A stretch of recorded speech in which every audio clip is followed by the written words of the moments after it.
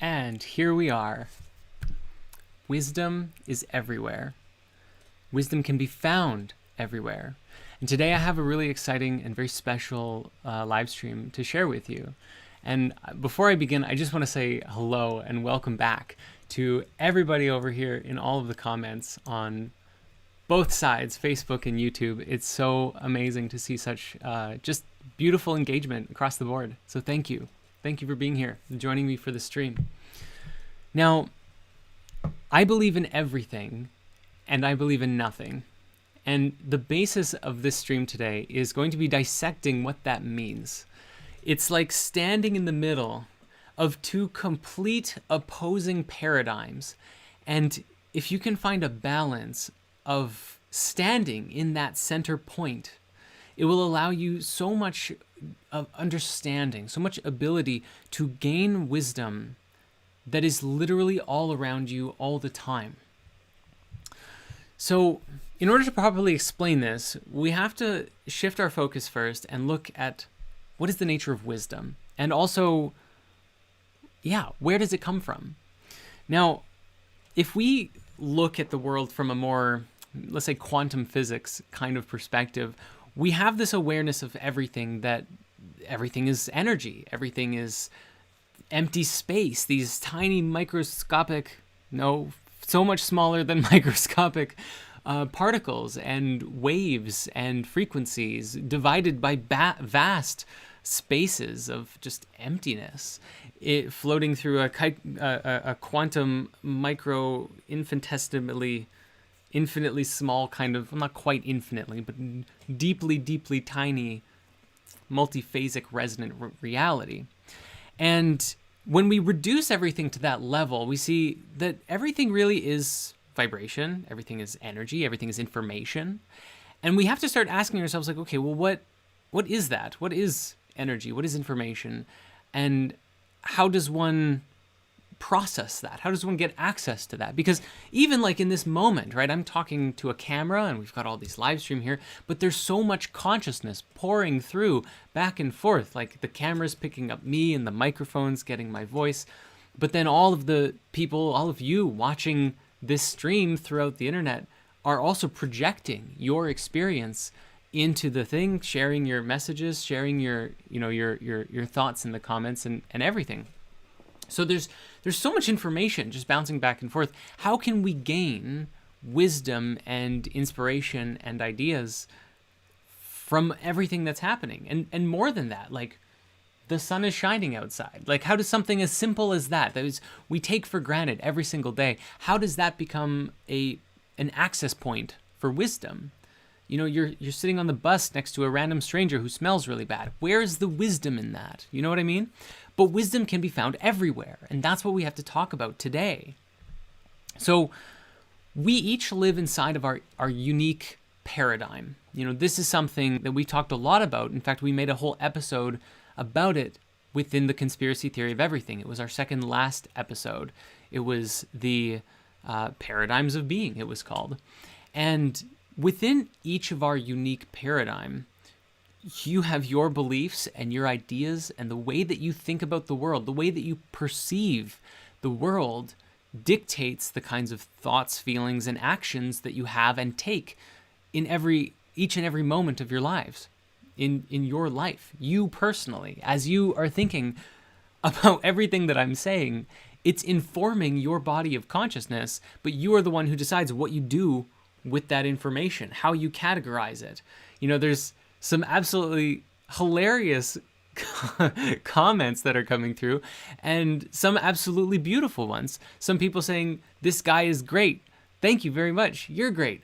Another person saying, is he trying to get us all to drink the Kool-Aid? You see what I mean? There's such a split perspective that is happening simply by virtue of your belief system. Your idea of what is happening here is informing the kinds of comments and actions that you take.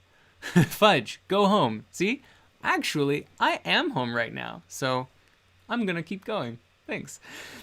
The point being that if we can be aware that all of these different paradigms of being that we all exist within are ultimately kind of like dividing lines that separate us within our perspective, then we can actively choose to negate those paradigms, negate those differences by existing in a different kind of belief system.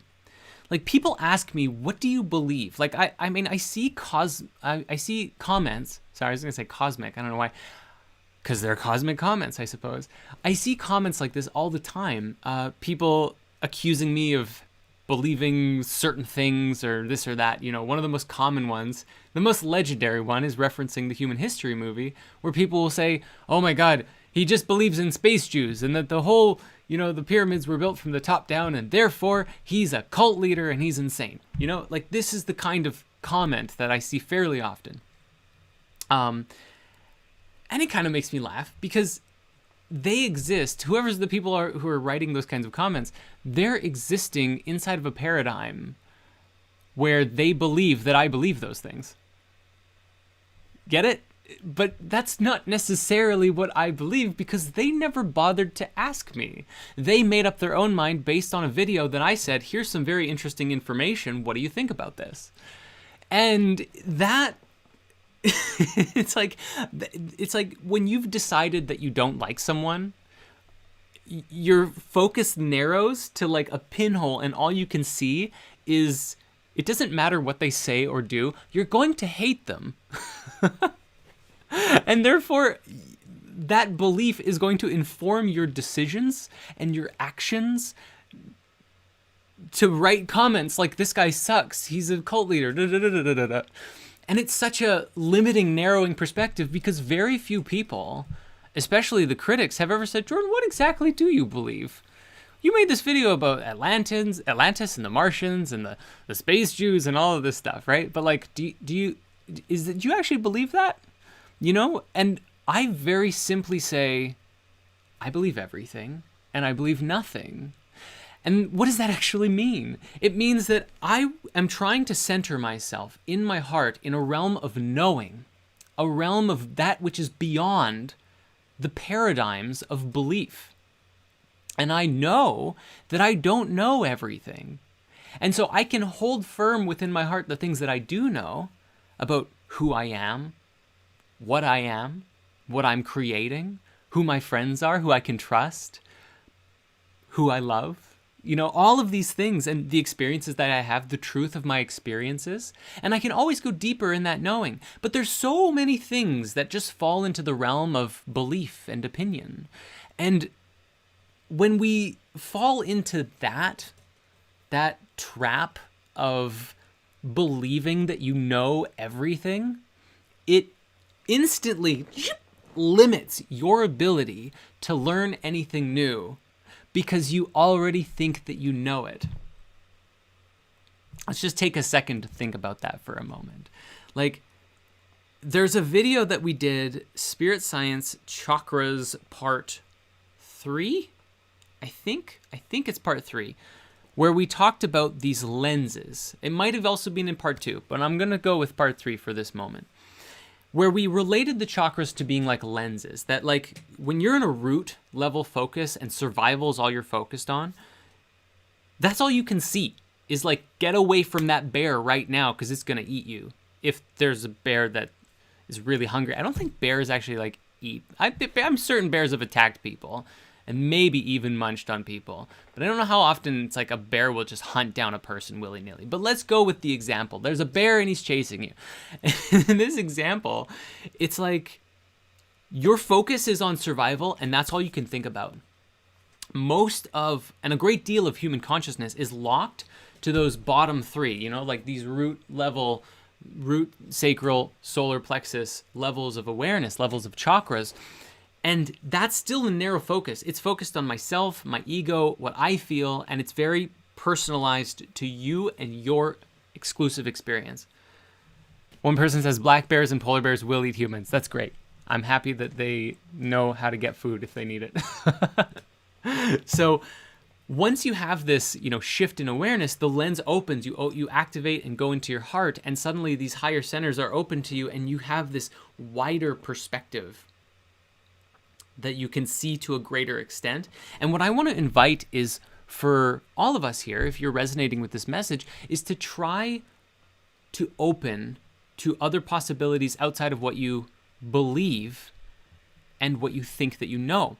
There's a passage in the Hermetica that is absolutely golden, that just speaks to this, that says something to the effect of, such opinion is not true knowledge. For opinion is akin to the pale reflection of the moon, in contrast to the brilliance of the sun, the luminescent, brilliant knowing of the sun.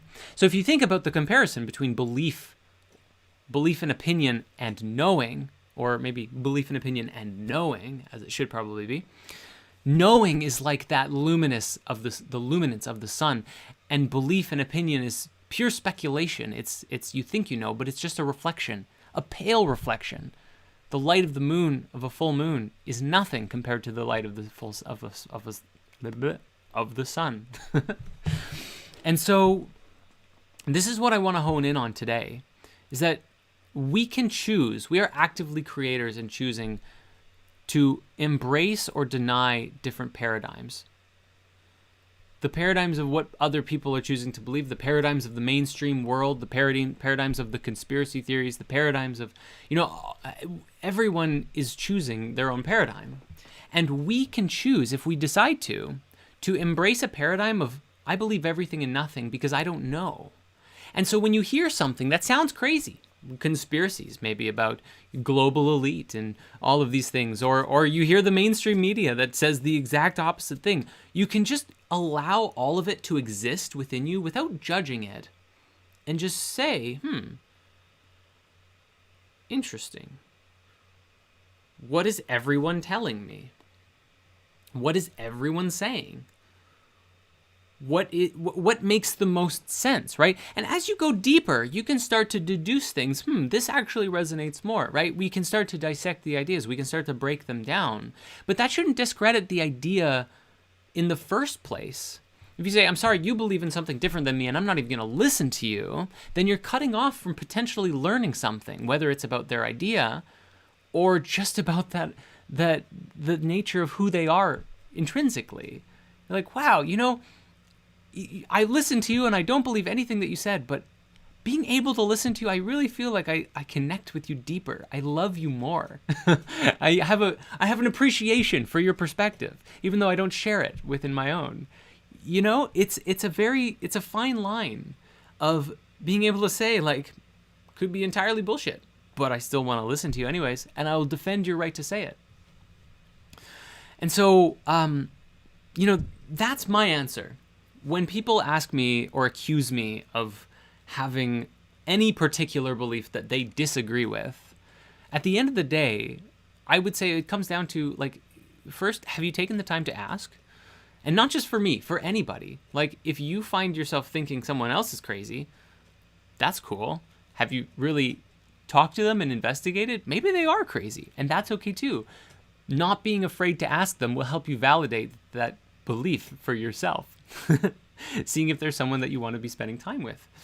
And, what this really kind of comes down to is humanity is creating this beautiful reflection in the things that we create of ourselves. What I mean by that is, we've got this as above, so below, as within, so without kind of thing, right? You probably heard that in Hermetic and Kabbalistic practices. And the idea also reflects in our technology that we're creating. As within, so without. As it works within us, so as we are creating it out into the world. And this relates with something that we are creating, not we, like me personally, but humanity is creating. That's a very interesting technology that gives us a frame of reference for us to be able to understand this better, which is called quantum computing. Quantum computing is a very early, it's the future of computing, but it's still got a long ways to go before it's like available to everybody in a way that is practical. It's going to be freaking crazy. But quantum computing basically says here, like the simplest version of it, or a simple version of it, goes like this. Traditionally in computing, you have ones and zeros, this binary language that makes up everything. When you program looking even at your computer screen, it's just like infinite quadrillion ones and zeros making up all of the things that you see, everything from the display to all of the programs that are running on your devices and technology. Quantum computing does it differently. Quantum computing says, is it a 1 or a 0? Yes. it's that the little bits of information can actually occupy two spaces at once.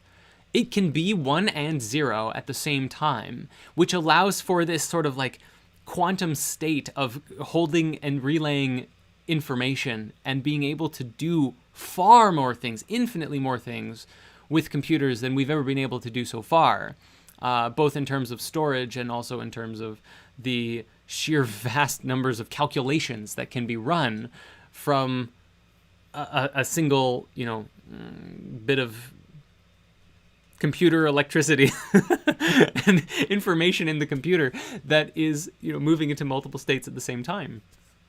And so this is what I want to say, like, we can do that too, because that's based on us, whether we know it or not. We thought of it because it's part of our existence. We, through our consciousness, can either be a 1, we can be a 0, or we can be in both states at the same time.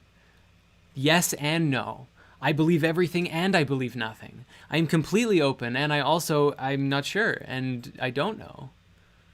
And by holding that space within us, you open to being able to listen to the wisdom that is all around us. Wisdom is literally everywhere, and it can be heard in the silence and stillness of the mind, or the inquisitive mind who asks the question and then listens to receive what's coming back through.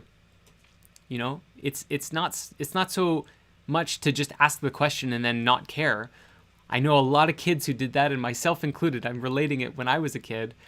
I would be like, what is this? How does this work? How does this work? Da, da, da, da. You know, like just asking all these questions, but I would never listen to what the actual answers were. And I feel like at one point, I wasn't scolded, but I definitely was told, like, do you actually want to know this? And it, you know, for my like 6-year-old brain, it probably helped. But just getting that question and teaching me how to listen as a kid. But you know, that's really the bottom line, is being able to hold both spaces at once. And so doing this allows you to become an instrument of wisdom, right? It's not about being right about everything. We ask this question at the end of the conspiracy theory of everything. This question of, is it better to be right or to be happy or to be fulfilled, right? Like, what are our goals as a species? Are we all trying to just be happy? Are we all just trying to be okay? Or are we trying to be great? Are we trying to create something? Are we trying to be magnificent within ourselves? Are we trying to be authentic expressions of our souls? These are questions for each of us to ask. You have to ask this question for yourself. And then you have to ask yourself, what are you willing to do to get yourself on that path if you're not already on it? And if you are already on it, how can you get even further? How can you go farther? How can you do more? How can you be brighter? How, you know, if you're a light shining through the veil of the night, how can you shine and luminesce and radiate with even more energy? Because there's always a next level. There's always a next step. And that's the beauty of this magical, holographic, simulated video game we call life, if it is a simulation. So for me, anyways, it's not so much about being right, because I feel like if I'm attached to being right, then I limit myself from learning more. I love finding out that I'm wrong, because it means that I can learn even more by opening up to discovering something new. And so for me, it's about freedom of mind. Freedom of mind to explore anything without restriction. Oh, this guy says the earth is flat. Tell me about it. Just listen. What does he say? Maybe it makes sense. Maybe it's crazy. Maybe it's logical. I don't know. But if I decide in advance he's stupid, then I'm restricting the possibilities of where my mind can go.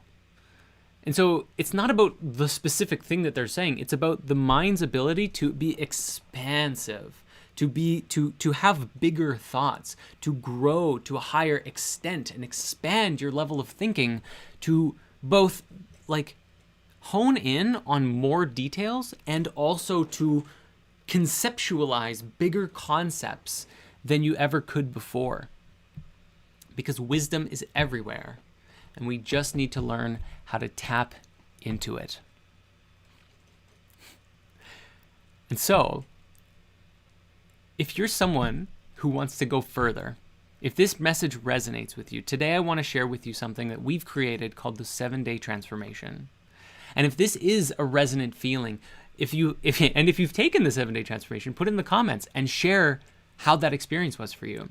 But this is essentially a course that we created, a 7-day experience that essentially will take you on this journey of expansive consciousness, an expansive perspective, and channel it into your foundational body of consciousness, into your being, so that you can live at this level on a day-to-day basis and continue to rise higher and higher and higher. And that's why we created this thing. And I felt like the message of wisdom is everywhere, and how to find wisdom in everything is very related to that course, because that's largely why we made it. And so I wanted to end this video today, or this live stream, by sharing with you that if you haven't checked out the course and you want to see what all the fuss is about, because a lot of people, we've had several thousand people go through this course and have just expressed profound shifts. And if you haven't heard of it, or you're thinking about needing a big transformation in your life, consider checking it out. I would love to hear from you and to hear what you think of that experience. Truly, I would. And so with that, I want to take a look at these beautiful comments. There's so many pouring in that it's a little bit difficult to respond to any of them specifically, all of them. But I'm really, oh gosh, there's so much love. So thank you guys so very much. In closing, there's one quick announcement. I'm happy I made a note about it. I almost forgot. There was one quick announcement regarding the Spirit Science Live channel. Earlier this week, we did a live stream called The Hidden Spirituality of Gaming, and it was just like we were trying it out, like what if hidden spirituality was live? And I think we're going to continue doing this, but we are going to change the format a little bit, and we're going to stream those videos on our other channel, our second channel, Spirit Science Live. So with the exception of probably these spirit streams and maybe some special videos, most of our live streams that we're going to be doing are going to be on the Spirit Science Live channel or on my personal Jordan River or the Spirit Science Gaming channel. So we have these other locations where you can connect with us more on a regular basis through all of these live streams and podcasts and other things that we're doing. So if you haven't subscribed to those, please head over to the Spirit Science main YouTube channel, and you can find links to our other channels like right there on the homepage of our channel. And it would be great to have you there and join in all of the fun that's happening. Oh, beautiful. My gosh. There's one question that has come up a lot. Every time I look at the thing, there's one person who's continuing to message about this one thing. So I'm going to answer this. Someone says, do you believe in the afterlife? And again, this is one of those things. It's like, I believe absolutely everything about it and none of it at all. Like, I have no idea personally what's going to happen when I die. Will I remember my memories? Will I retain them? Will I my whole body of consciousness move there? I have no idea. So I can't say that I definitively believe anything about what it's supposed to be. But also, all of my mystical experiences and my plant medicine journeys and my meditations and even my dreams have affirmed for me this level of faith. And so I'm like wholeheartedly believing in it, and also completely in the dark, and so open to discovering the truth of how the afterlife really works. And if even at all, or how the workings of the vibrations of the universe really works in terms of consciousness, thoughts, dreams, memories, the works, the whole works. And so with that, thank you very much for tuning in on today's Spirit Stream. Spirit Streams happen every Friday, kind of open in the afternoon sometime. Usually they're around this time, like 2 p.m. PST was roughly about when we started here today-ish. And so, hopefully we'll see you back again next Friday. All right, everyone. Take care. Ciao.